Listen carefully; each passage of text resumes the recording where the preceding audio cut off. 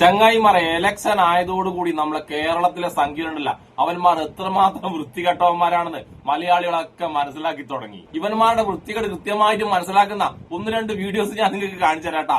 ആദ്യത്തത് ഇന്നലെ മനോരമ ന്യൂസിന്റെ പടക്കളം പരിപാടിയിൽ ഉത്തരം മുട്ടിയപ്പോ ഒരു സംഖ്യ ഉണ്ടല്ല ചോദ്യം ചോദിച്ചവരൊക്കെ പാകിസ്ഥാനിയാക്കി പാകിസ്ഥാനിലേക്ക് പോകാൻ പറഞ്ഞു. അങ്ങനെ യഥാർത്ഥ ഇന്ത്യക്കാർ പാകിസ്ഥാൻ എന്ന് വിളിച്ച ആ വൃത്തികെട്ട സംഖ്യന്റെ പേരാണ് ഗണേഷ്. സംഘി ഗണേഷ്. ആ സംഘി ഗണേശന അതോടുകൂടി ബേപ്പൂരിലെ ജനങ്ങളുണ്ടല്ല കണ്ട വഴി ഓടിക്കുന്ന മനോഹരമായ വീഡിയോ നമുക്ക് ആദ്യം കണ്ടിട്ട് വരാം. വാ.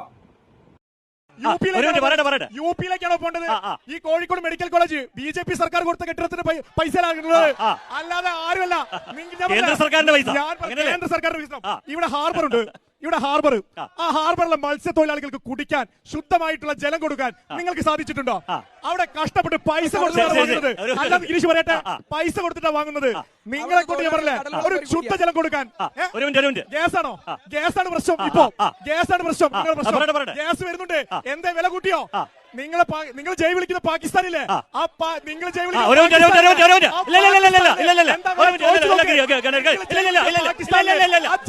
പാകിസ്ഥാനില്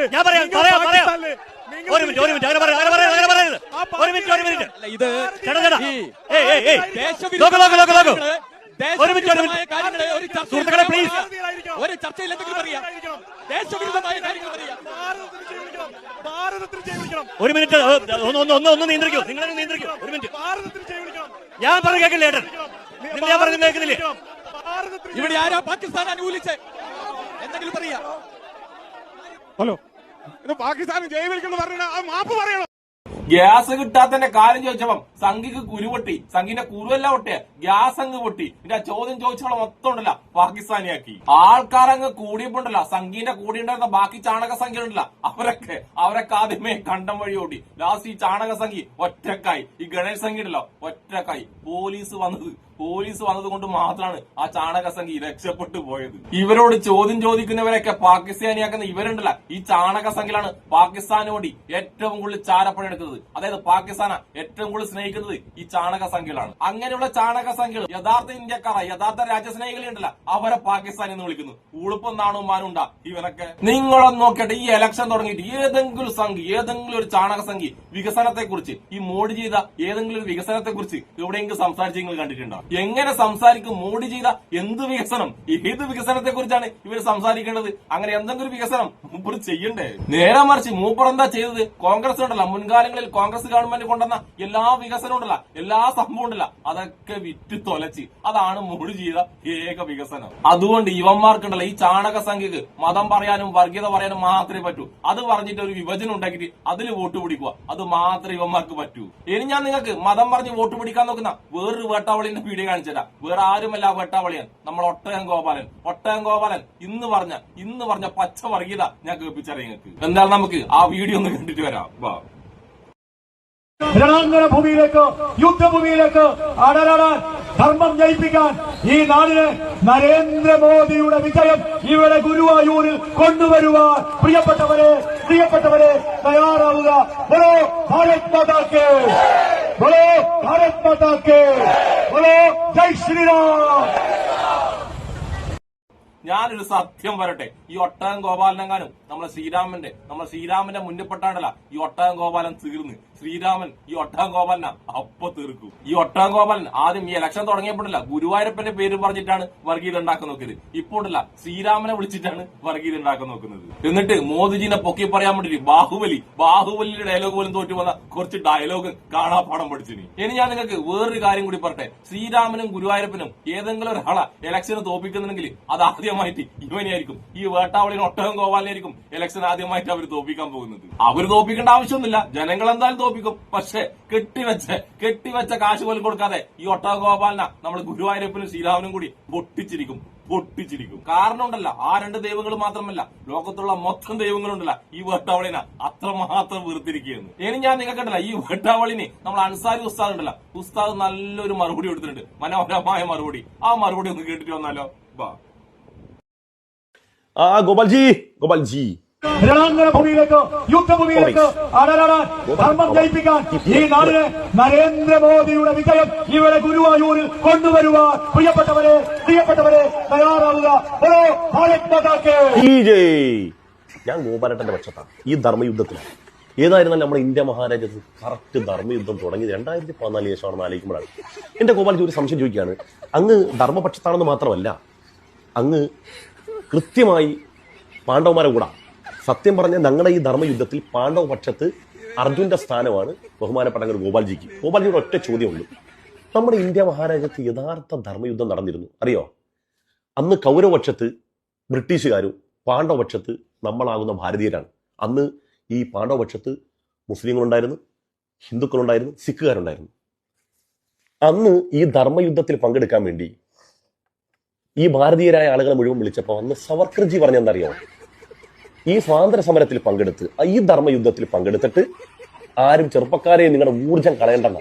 അതുകൊണ്ട് ഒറ്റ ചോദ്യമുള്ളൂ, ഇന്ത്യ മഹാരാജ്യത്ത് ഇന്ത്യയുടെ വീണ്ടെടുപ്പിന് വേണ്ടി നടന്ന യഥാർത്ഥ ധർമ്മയുദ്ധത്തിൽ പങ്കെടുത്ത അങ്ങയുടെ പാർട്ടിയിലെ ഒരാളെ, രണ്ടാളെ വേണ്ട, ഒരാളെ കാണിച്ചു തരാൻ പറ്റുമോ? സത്യം പറഞ്ഞ ഗോപാൽജിയുടെ ധർമ്മയുദ്ധം ഏതാണെന്നറിയോ? ഇതാണ്.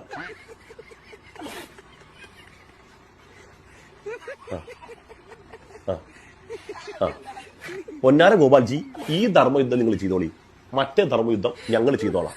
വേളക്കാരിയായിരുന്നാലും നീയൻ മോഹവള്ളി.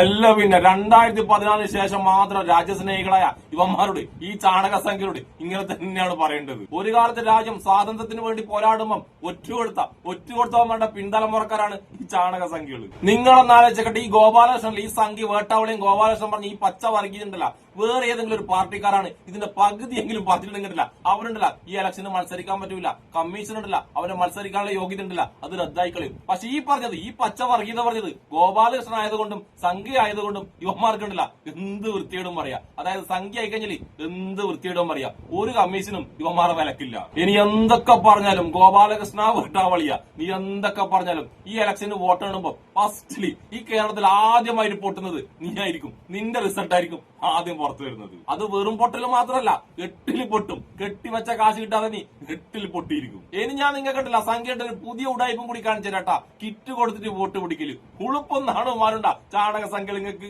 അത് നേതൃത്വം കൊടുത്തത് വേറെ ആരുമല്ല, നമ്മുടെ ചാണക സംഖ്യ നടനായ ദേവനില്ലേ, ദേവനാണ് കിറ്റ് കൊടുത്ത് വോട്ട് പിടിക്കാൻ വേണ്ടിയിട്ടുള്ള ആ ശ്രമത്തിന് നേതൃത്വം കൊടുത്തത്. ലാസ്റ്റ് നാട്ടുകാർ മൊത്തം ദേവനും ടീമിനെയും വളഞ്ഞപ്പെടില്ല.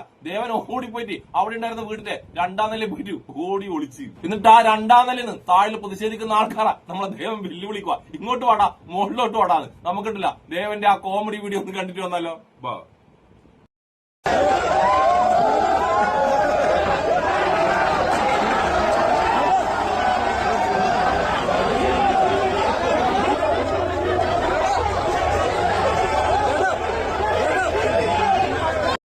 ഓടിപ്പോയിട്ട് ആ വീടിനെ 2ാം നിലയിൽ ഒളിച്ചിട്ടുണ്ടല്ല, ആ വീട് മൊത്തം പൂട്ടിട്ട് ദേവനുണ്ടല്ല താഴെ പ്രതിഷേധിക്കുന്നവരാ മുകളിലേക്ക് വിളിക്കുന്നത്, വാടാ വാടാ ഇവിടെ വന്നാൽ ഞാൻ കാണിച്ചു തരാം. ഇനി അഥവാ ആരെങ്കിലും ഉണ്ടല്ല ആ 2ാം നിലയിൽ കയറി പോയിട്ടുണ്ടെങ്കിൽ പിന്നെ ദേവാട്ടനെ അവിടെ കാണില്ല. ദേവാട്ടനുണ്ടല്ല അവിടുന്ന് ചാടും, അവിടുന്ന് ചാടി ഓടും, എടപ്പാളോട്ടം ഓടും. സിനിമയിൽ അഭിനയിക്കുമ്പോ നായകന്മാർക്ക് കിട്ടി മടുത്തില്ല ദേവട്ട. ഇനി ശരിക്ക് ഒറിജിനലായിട്ട് നാട്ടുകാർക്ക് നിന്നാണ് ഇങ്ങനെ അടി വാങ്ങി കിട്ടാൻ നോക്കുന്നത്. എന്നിട്ട് അതൊന്നും പറയാഞ്ഞിട്ട് കിറ്റ് കൊടുത്തിട്ട് വോട്ട് പിടിക്കാന്നുള്ള ഉഡായിപ്പ് പരിപാടി, വൃത്തികെട്ട പരിപാടി എടുത്തിട്ട് അതിനുണ്ടല്ല ഭാരത് മാതാക്ക് ചെയ്ത് വിളിക്കുന്നത് ഈ ചാണക സംഖ്യകള്. അതാണ് ഭയങ്കര സങ്കടം. യുവന്മാർക്ക് ഈ ഇലക്ഷനിൽ വികസനം ഒന്നും പറയാനില്ല, എവിടെയും വികസനം ഒന്നും കാണിച്ചു കൊടുക്കാനില്ല.